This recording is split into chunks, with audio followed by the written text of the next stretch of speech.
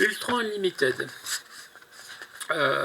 Donc comme je le disais, Kurt Busiek et George Pérez ont fait un run d'une trentaine d'épisodes sur les Avengers à la fin des années 90, au début des années 2000, juste après Heroes Reborn, et ça fait partie donc de la ligne Heroes Return qui a été lancée, je crois, courant 98.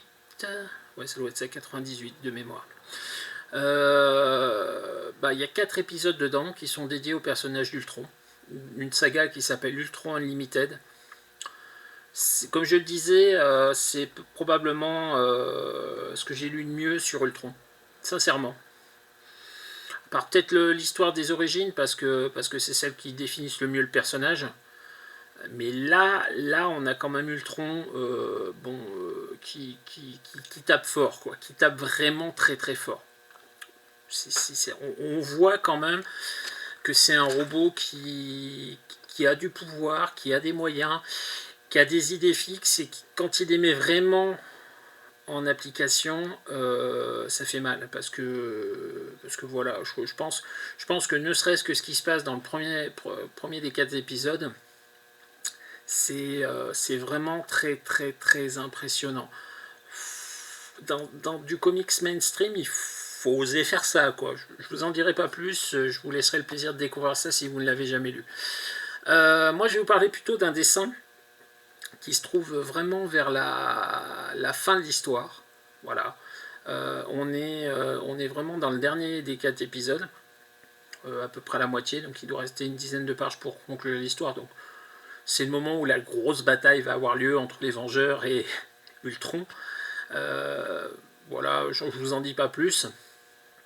Et à partir du moment où on en est à ce stade-là, quand on a un dessin comme celui que je vais vous présenter, c'est quand même assez impressionnant, parce que tout a été mis en place, tout est amené, et ben même avec une situation qui est mise en place, et ben on est capable de faire quelque chose d'aussi impressionnant que ce dessin-là. Ce dessin, le voilà.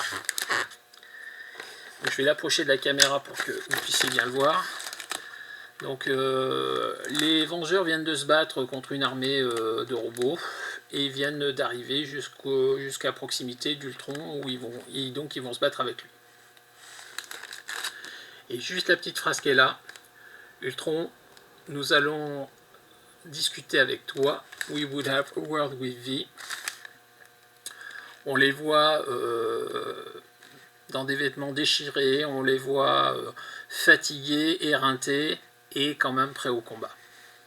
Et ben, le talent d'un dessinateur, c'est ça, c'est de réussir à pouvoir présenter toutes ces idées-là en un dessin, en une page, en une histoire.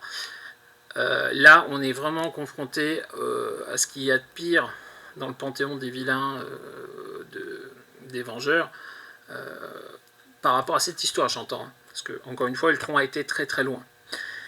Et malgré le combat qu'ils ont eu, malgré la fatigue qu'ils ressentent, les Vengeurs, la notion d'héroïsme, elle est retranscrite par ce dessin-là, qui présente les Vengeurs qui sont prêts à en remettre une couche. C'est ça un vrai bon dessinateur de comics pour moi. C'est quelqu'un qui arrive à transcender l'histoire que le scénariste lui a donnée, ou qu'il a lui-même écrit s'il est à la fois scénariste et dessinateur, et à transposer un surplus d'émotions. Là, ce que ce dessin-là, franchement, présente, c'est l'héroïsme des Vengeurs. J'ai jamais vu de plus belle définition du mot héroïsme pour moi dans des comics, à part peut-être une ou deux fois. Je pense en particulier le combat de Spider-Man contre le Fléau au début des années 80, qui reste dans mon top 5 de mes histoires préférées. Et aussi la quête de Thanos. La quête de Thanos, où il récupère les gemmes de l'infini, donc la version comics, là encore une fois, qui elle est ma deuxième histoire préférée, carrément. Donc voilà. Donc maintenant on va passer à Sirens.